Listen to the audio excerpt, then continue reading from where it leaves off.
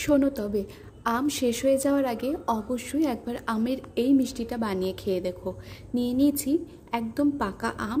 আমটা ব্লেন্ডারের সাহায্যে ভালো মতো ব্লেন্ড করে নিয়ে আর নিয়েছি এদিকে ছানাটা হাতের সাহায্যে খুব ভালো মতো মেখে নিতে হবে, একদম যেন কোনো দানা না থাকে। তারপরে কড়াইয়ের মধ্যে দিয়ে দিলাম আমের পাল্পটা আর দিয়েছিলাম পরিমাণ মতো চিনি।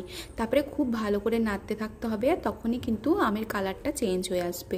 সেই সময় দিয়ে দিতে হবে মাখা ছানা, যেটা আগে থেকে হাত দিয়ে স্ম্যাশ করে রেখেছিলাম সেই ছানাটা। তারপরে খুব ভালো করে আমের পাল্পের সাথে মিশিয়ে নিতে হবে, আর আস্তে আস্তে তখনই কিন্তু কালারটা চেঞ্জ হয়ে যাবে, যেহেতু চিনি দেওয়া ছিল। আর এখানে দিয়ে নিয়েছিলাম কনডেন্স মিল্ক। তোমরা চাইলে কনডেন্স মিল্কটা স্কিপ করতে পারো, তাহলে চিনির পরিমাণটা একটু বাড়িয়ে দিতে হবে। আর দিয়েছিলাম আমুল দুধ। তারপরে খুব ভালো করে মিশিয়ে নিলাম, আর দিয়ে দিলাম সব শেষে এলাচের গুঁড়ো। ব্যাস, তারপরে আবারও খুব ভালো করে নেড়ে যখন একটু শুকনো শুকনো ভাব হয়ে আসবে সেই সময় নামিয়ে নিতে হবে। আমি এখানে একটা থালার মধ্যে দিয়েছিলাম বাটার পেপার। আমার কাছে বাটার পেপার না থাকায় আমি নর্মাল পেপার একটু শেপ দিয়ে কেটে নিয়ে তল থেকে বাটার দিয়ে তারপরে আবারও ওপর থেকে বাটার দিয়ে তার ওপর থেকে দিয়ে দিলাম আমের মাখাটা আর কি। তারপরে 2 ঘন্টা মতো ফ্রিজে রেখে একটু যখন শক্ত হয়ে এসেছিলো তখন নামিয়ে সার্ভ করেছিলাম।